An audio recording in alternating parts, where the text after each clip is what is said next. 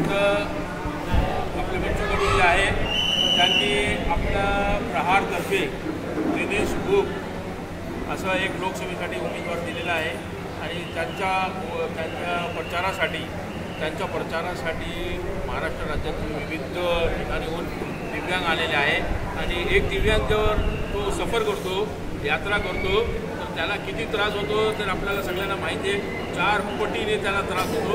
एवढा त्रास सहन करून हा एक मावळा बच्चू भाऊचा राजेशपुरी कुठला जिल्हा बुलढाणा जिल्ह्यातून आलेला आहे. याला मी सॅल्यूट करतो. असल्या अवस्थेमध्ये बसचा प्रवास करून आलेला आहे फक्त बच्चू कडूच्या प्रेमापोटी. आपण बघू शकतात राजेशपुरीला. आणि आम्हाला आता शरम आणि लाज वाटते, बोलण्याचे आता विषय नाही, पण आता याला बघून मला ते बोलण्यासाठी मी मजबूर होतो की आपण धडधाकड असून सही सलामत असून सुद्धा थोडीशी हिंमत दाखवली नाही. पण या मावळ्यांनी असल्या अवस्थेमध्ये बुलढाणाहून एकट्याने सफर करून बसता इथं आलेला आहे. अमरावतीमध्ये आज 43 डिग्री आजचा तापमान दाखवत आहे. या 43 डिग्रीमध्ये एवढा उन्हामध्ये त्रास सहन करून फक्त बच्चू भाऊच्या प्रेमापोटी आलेला आहे. या मावळ्याला मी मनापासून सॅल्यूट करतो. असले मावळे जर बच्चू कडूकडे असेल तर ते अख्खा महाराष्ट्र नाही, अख्खा देशामध्ये त्यांचा जे विचार आहे, त्यांचे जे कार्यपद्धती आहे ते पोहोचू शकणार आणि त्याला आम्ही सर्व आपल्या परीने आपल्या ताकदीने सपोर्ट करणार. आणि ते बच्चू कडूचा आम्ही त्याला आमचा कर्तव्य समजतो की ज्यांनी महाराष्ट्रामध्ये दिव्यांगांची जी अवस्था होती त्या हीन नजरेने त्यांचा दृष्टिकोन जो होता लोकांना बघण्याचा, तो बदली करणारी जो ताकद होती तो बच्चू कडूंनी दाखवली आणि ती सगळी परिस्थिती बदली केली. आम्ही बच्चू कडूला पण सॅल्यूट करतो आणि त्या अनुषंगाने आम्ही परत एकदा भाऊला असा संदेश देऊ इच्छितो की भाऊ, तुम्ही फक्त उभे राहा, तुमच्या पाठीमागं गर्दी नसेल पण असले गर्दी लोक अवश्य तुमच्याकडे राहणार, आयुष्यभर राहणार, अशी मी गवाही देतो.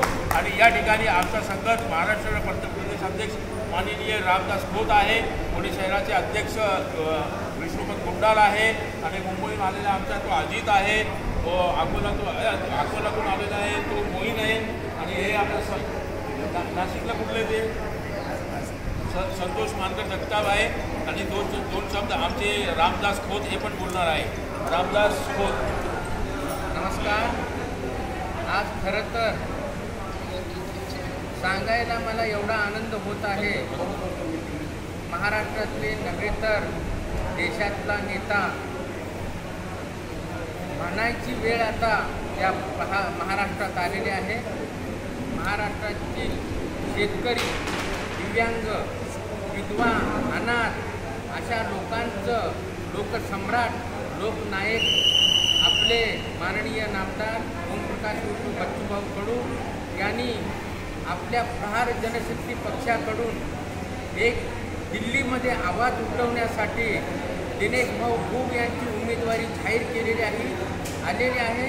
त्यांच्या प्रचारासाठी महाराष्ट्रभरातून आपले आता रफिकबाईनं सांगितल्याप्रमाणे अमरावतीमध्ये ऊन जास्त असल्यामुळं आम्ही त्यांना पहिली सूचना दिलेली होती की ज्यांना जमतं अशा लोकांनी तरी पण आपल्या या प्रचारासाठी प्रहारच्या लोकसभेच्या प्रचारासाठी जवळजवळ 200 ते 250 300 लोक, दिव्यांग लोक महाराष्ट्रभरातून आलेले आहेत.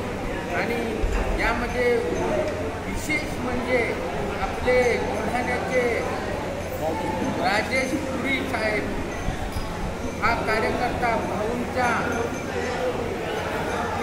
शब्दाला म्हणण्यापेक्षा भाऊंवर जीवापाड प्रेम करणारा राजेशपुरी आज बसमधून सगळ्या प्रचारासाठी त्यांची 10 ते 12 लोक घेऊन इथं अमरावती आलेला आहे.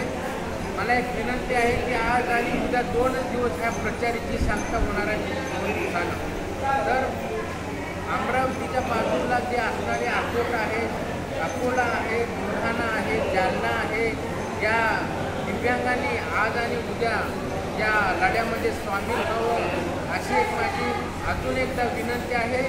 जय हिंद, जय महाराष्ट्र, जय प्रहार.